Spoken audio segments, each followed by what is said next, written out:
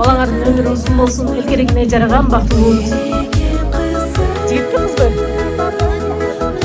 Өмүрү узун болсун, атайын жүзүңөрдү жарык кылган балдардан болчу болсун. Бул белек силерге кайсыңер менен карындашыңардан да айжаган алып болот.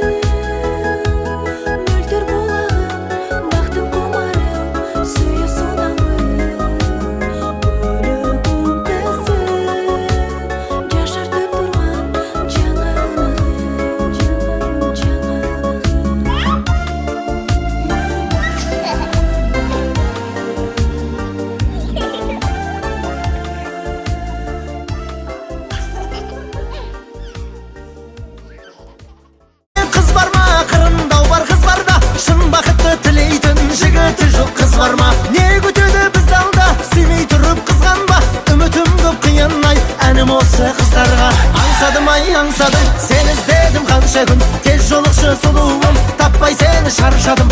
Аңсадым, сен іздедім қанша күн, тез жолықшы сұлуым, таппай сені шаршадым.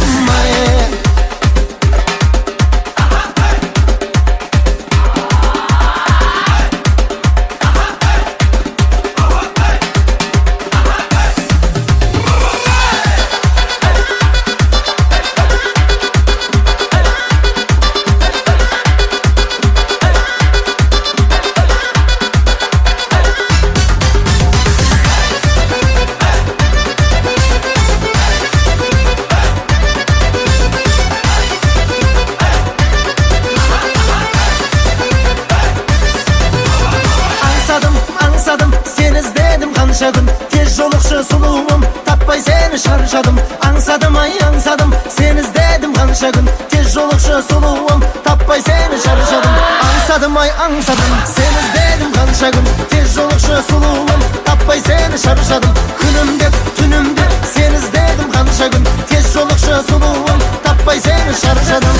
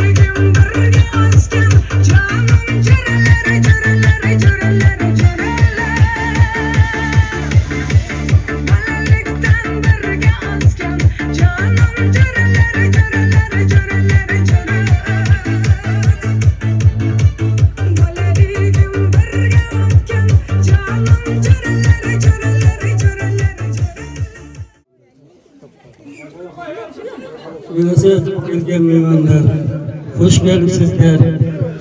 Şu barandaşlıkın umuru uzun olsun.